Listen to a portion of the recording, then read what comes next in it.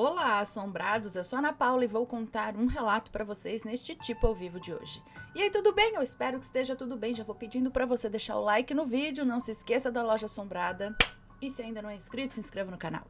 E vamos para o relato de hoje, que é este.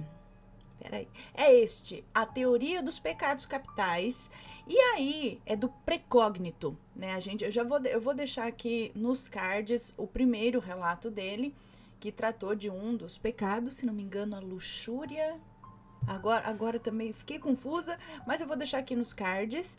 E neste relato ele trouxe outros dois pecados capitais, né? São relatos que ele relaciona os pecados capitais, tá? E só que ele colocou dois em um. Aí eu achei que ficou bem longo e para não misturar os dois, eu vou dividir esse relato dele em dois. Então, neste daqui, eu vou deixar a face da gula, né, falando da gula, e o próximo eu coloco em um outro relato, tá bom? Então, vamos lá. E aqui ele vai dar algumas explicações primeiro. Olá, Ana e assombrados, aqui é o Precógnito, novamente. E venho trazer a vocês um quarto relato assombrado, ou a continuidade do último, por assim dizer. Primeiramente, gostaria de esclarecer algumas questões. 1. Ana, você também vê espíritos? Ai, graças a Deus não vejo não. Não sei, eu tenho muita curiosidade, sabe? Já vi algumas coisas, mas espírito eu não vejo não. Acho que isso é bom, né? Assim, ver, não vejo não. A forma como você falou no último relato continha certa indignação quanto às almas corrompidas e mais do que como uma narradora de histórias, o jeito como você se expressou me deu a ideia de que você também possa ver essas coisas de vez em quando. Tá aí, será que a Ana tem um relato assombrado de vivência própria para contar? Não, assim, de vez, o que eu já vi, eu já contei aqui, que é só um povinho da sombra, um negócio, uma sombrinha no pé da cama. Esse povo aí, mais escuro que o escuro, faz tempo que eu não vejo, também não tô com paciência. Não vejo, não. Eu conheço pessoas que. Eu acho que é de muito tratar do assunto e muito ver a história, ler a história de vocês, entendeu? Receber tantas histórias nesse sentido. Já tô ficando familiarizada. Não preciso ver, não, tá? Mas nunca vi mesmo. Eu acho que não, né? Só se eu já vi, não sei que é fantasma. Vamos continuar aqui. 2. Sim, os relatos Eu Vejo a Morte e Os Quatro Meninos também são meus. Infelizmente, das centenas de experiências terríveis que tive na vida, essas são duas delas, que já contei a vocês. 2.1 Ana, quando eu me refiro à morte, eu sempre a trato como um indivíduo, não como uma coisa. Por isso eu sempre digo aqueles que vão com ela para o além vida e tal. Eu observei que você ficou um pouco confusa, talvez por não lembrar do meu primeiro relato. E eu me senti mal, então dessa vez eu resolvi elucidar melhor para que você tenha uma leitura agradável. Obrigada e desculpa por não ter lembrado ou entendido direito. 2.2 E para aqueles nos comentários que não conseguiram compreender o uso do termo maldito, aqui vai uma explicação. Quando eu me referi à alma da mulher de branco do meu último relato como algo maldito, eu não usei com o intuito de praguejar ou insultar aquela alma. Entendam, eu sei que por muitas vezes as pessoas usam as palavras de forma leiga, mas eu me atenho ao significado denotativo da palavra. Aquela alma do relato, quando eu me referi a ela como maldita, foi com o intuito de apresentar o conceito desenvolvido por mim de que uma alma só chega àquele estado quando foi vitimada em vida por um dos 7 pecados capitais, assim levadas a se afastar do caminho dos justos e de Deus, e acabam com destinos terríveis e horrendos, assim como a moça no último relato, que, segundo a história do padre, teria se desviado por conta da luxúria. No dicionário, definições de Oxford Languages, maldito é um adjetivo substantivo masculino, que significa aquilo ou aquele que foi objeto de maldição, amaldiçoado, condenado. Então, o que ele quer dizer aqui, né? Deixou até o significado da palavra maldito no dicionário. Mas o que ele quer dizer aqui é que usou a palavra não no sentido, maldito, pejorativo, né? De insulto. Mas sim, porque aquela alma parece que foi uma alma amaldiçoada, uma alma condenada. Então, nesse sentido, é uma alma maldita, uma alma condenada, né? Uma alma que foi alvo de uma maldição. Não que é uma... Vocês entenderam. Continuando. Atenção, Ana. Item 3 tem o nome de uma pessoa real, já falecida, e eu coloquei entre parênteses e com alerta para que, se você achar que não deve, não o cite acidentalmente. Muito obrigada. Então, 3.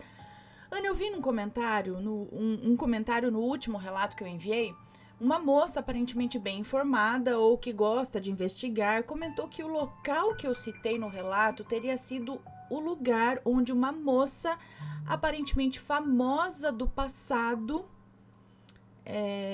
morreu. É isso?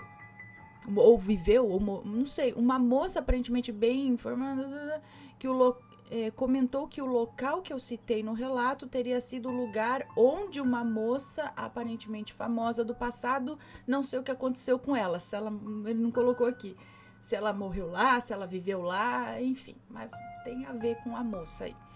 Ana, a figura que eu vi era completamente deformada, mas curioso, ao ver o comentário, resolvi pesquisar, porque eu não entendo nada de famosos, eu não ligo para essas coisas. Mas devo dizer que acho que aquele poltergeist realmente pode ser essa pobre mulher. Cabelos castanhos, tal como o espírito, e uma pele branca como a neve. E o pior de tudo, a forma como ela foi morta e, de certo modo, compatível com a forma como aquele espírito se apresentou.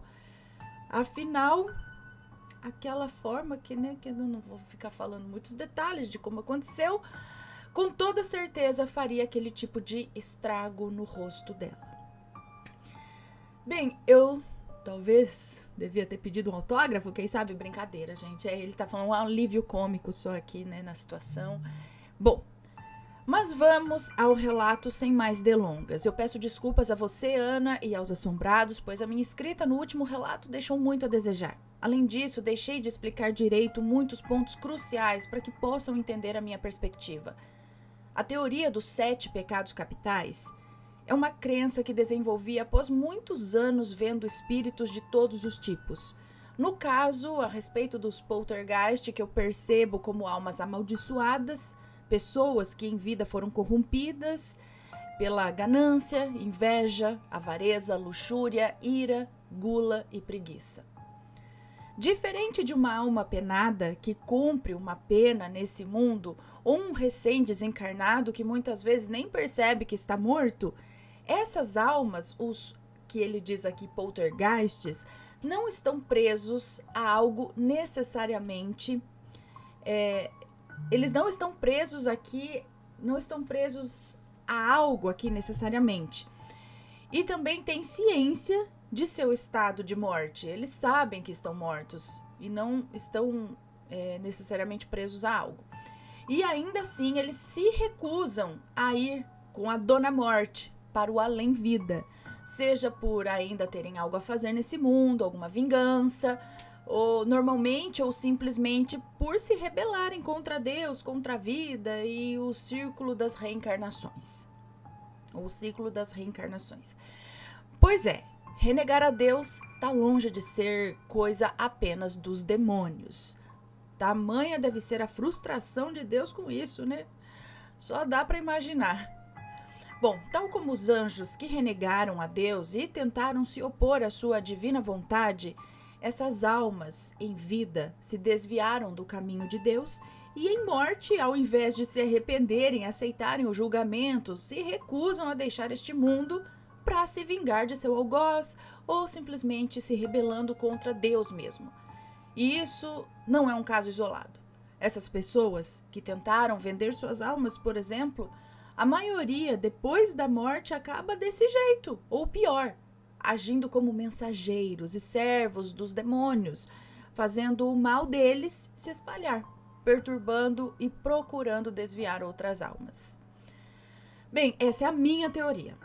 Quando digo que são almas malditas, não digo de forma insultuosa. Nunca ouvi essa palavra. Não é de uma forma ruim, mas aquele ou aquilo que contrai uma maldição. Entendeu? Exatamente um maldito ou uma maldita bem amaldiçoados em suma.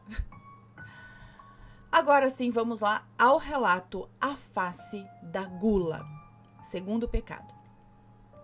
Ana, todo mundo já ouviu falar ou já viu alguém com obesidade mórbida na vida. Eu não tô falando de um gordinho ou uma gordinha, não. Eu tô me referindo àqueles que já chegaram em um nível completamente insustentável. Um estado que qualquer pessoa sã, que não esteja sob influência de algo externo e capaz de perceber muito antes de chegar àquele estado do tipo. Ok, isso é...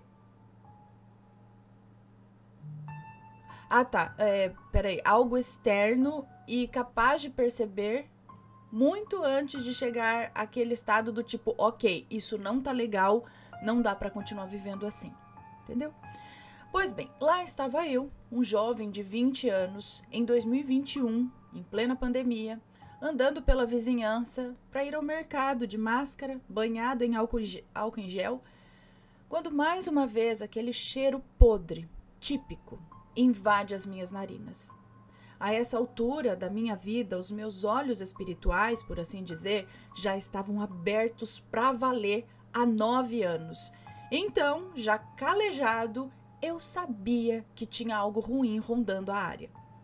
Como eu não posso parar o mundo e cavar um buraco na terra para me esconder, nem simplesmente sair correndo ao estilo Scooby-Doo o tempo todo, deixando de fazer o que eu devo fazer, né?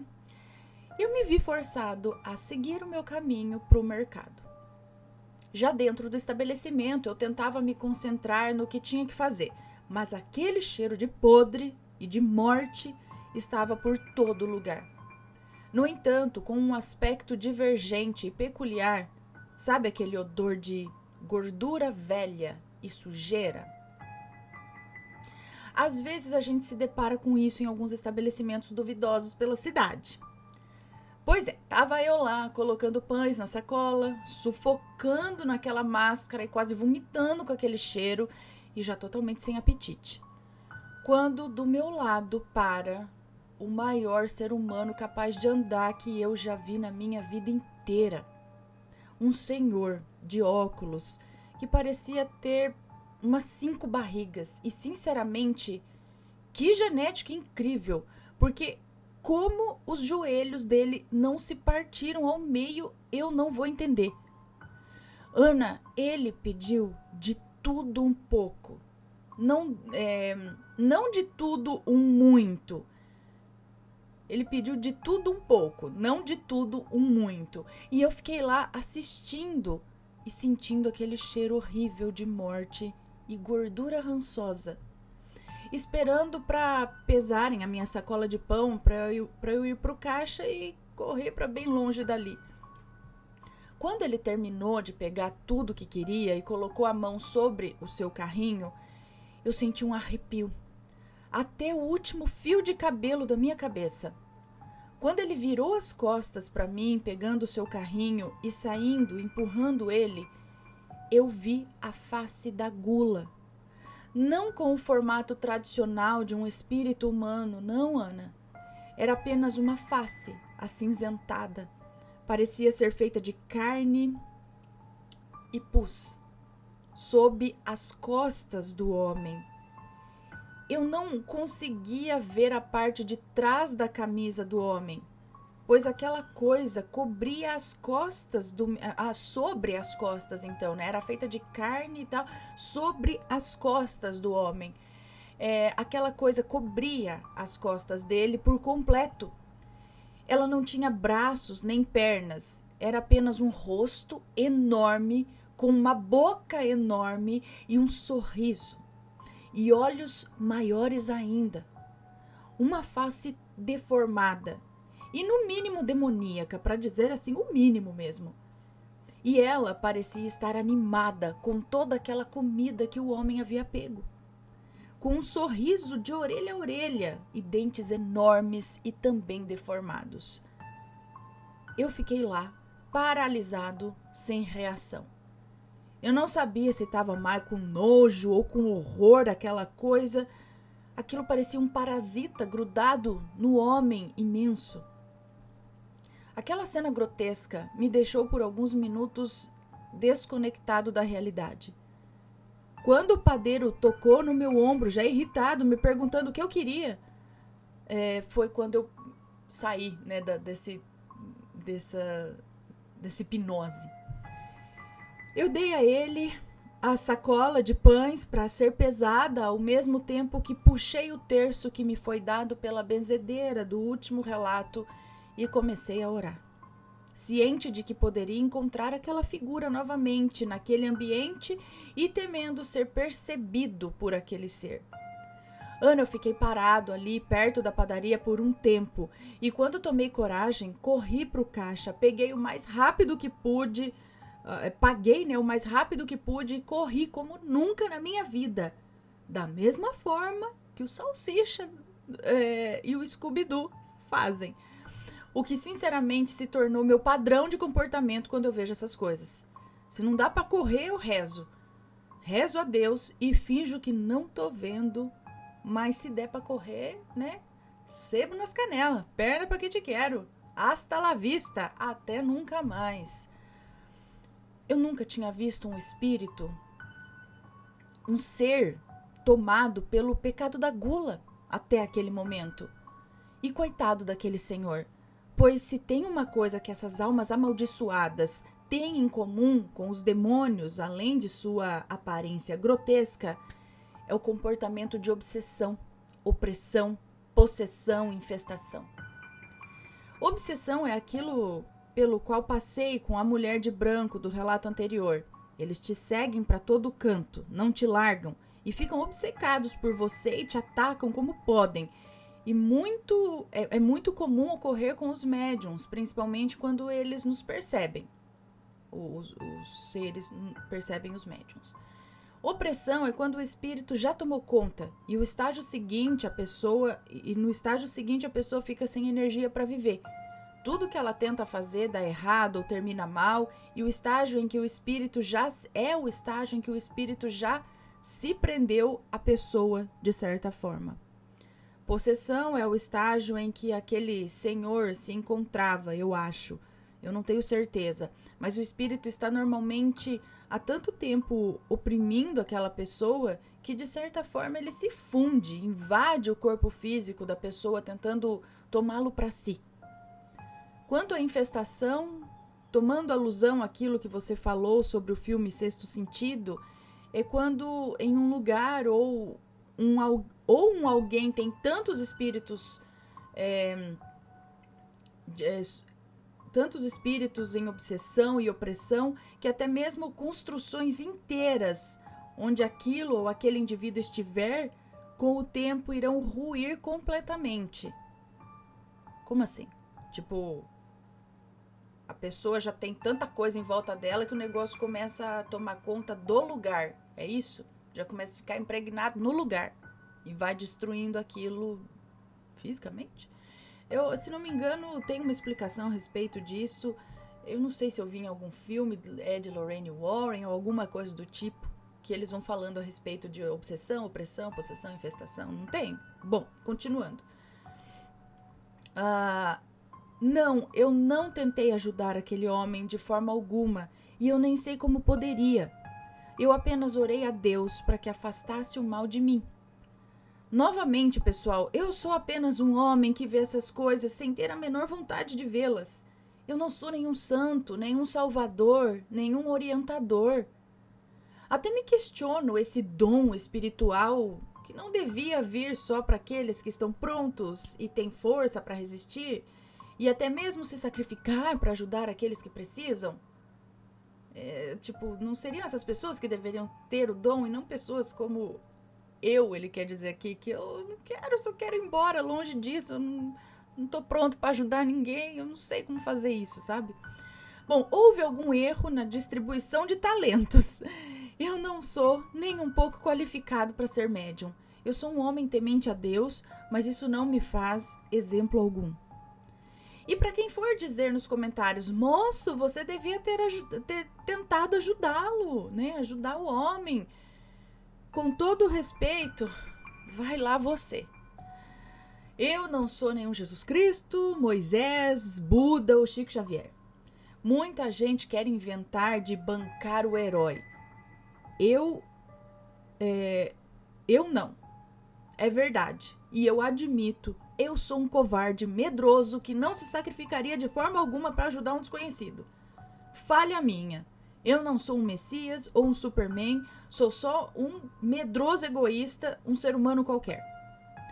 Sério, eu vejo a história das pessoas como aquele casal britânico que virou até filme. E penso que são malucos. Eu nunca cruzei caminho com um demônio. E Ana, se um dia eu cruzar, eu acho que o corpo Vaticano. Me agarro na saia do Papa e dali eu não saio. E dali ninguém me tira. Pelo menos não com vida. E pronto, fim, ele encerra aqui este relato em relação à gula. Aí ele começa o outro, que é sobre a inveja. Mas esse eu vou deixar para um próximo relato, tá bom? Aí deixo nos cards aqui os anteriores. Mas e aí, pessoal, o que vocês acham a respeito disso, né? Ele tá contando uma experiência que ele teve, da forma que ele viu, tá? Ele não tá criticando ninguém, e até ele disse, eu não tô falando de qualquer obesidade, é uma ou outra que talvez aconteça e tenha essa conotação, essa coisa, né? E como ele falando a respeito desse rosto grudado nas costas do cara, né? Que talvez a personificação, a materialização do espírito da gula, não sei, me lembra o relato de um rapaz que também era médium, ou é médium, não sei, mas foi meu irmão que me contou. Ele trabalhava com esse homem e esse homem contava que ele via coisas assim também como larvas grudadas nas costas das pessoas. No caso, o que ele contou pro meu irmão foi o que ele via nas costas de pessoas fumantes. Ele contava que via como se fosse uma lesma realmente colada nas costas dessas pessoas, e a hora que a pessoa tragava o cigarro, aquela lesma fazia... ela meio que sugava aquela fumaça que entrava, entendeu? Então ela se beneficiando, entre aspas, do cigarro que a pessoa está consumindo, vampirizando aquilo e tal. Mas ele contava que era como uma lesma que ficava grudada, tipo, na área do pulmão da pessoa, aqui nas costas. E ele via isso nos fumantes e via ela se mexendo e ela, tipo, sugando junto, tragando junto o cigarro, enfim. Então, quando ele disse dessa coisa colada nas costas, como se fosse também uma larva, né? Eles falam também de larvas astrais, enfim. E aí, gente, eu não sei, eu nunca vi, assim, nenhum relato falando a respeito de um espírito da gula. E ele diz também que em todo esse tempo, sendo médium, nunca viu isso. Ele viu isso aquele dia, aquela vez, foi uma única vez. Por isso que eu digo que não deve ser algo assim tão comum. Tipo, nós estamos comendo aqui, eu falo, quero comer uns 5 pedaços de pizza hoje. Não é por aí, tá? É gula, mas é quando isso sai do controle, quando isso já pegou um outro nível, que isso já atrai outra coisa, que deve ter um monte de coisinha envolvida, entendeu? E a gente não sabe, teria que investigar isso mais a fundo para saber, né, o que pega aí. E a questão é essa também. Ele devia ter ajudado. Se ele tem o dom. Eu não sei, gente. É com ele, é ele que tem o dom. Eu não tô na pele dele, eu não vejo essas coisas. Eu não sei como eu reagiria se eu tivesse contato e visse essas coisas todos os dias. Como eu disse, cada um reage de um jeito, né? Cada um tem uma vivência e boa. Então, se forem comentar, que seja com respeito, por favor. E se tem uma história parecida, já viu algo parecido, conte o seu relato pra gente. ok? Então, logo mais eu conto a outra parte, que é o outro relato sobre a inveja. Um beijo para vocês e a gente se vê num próximo relato. Fui, tchau, tchau!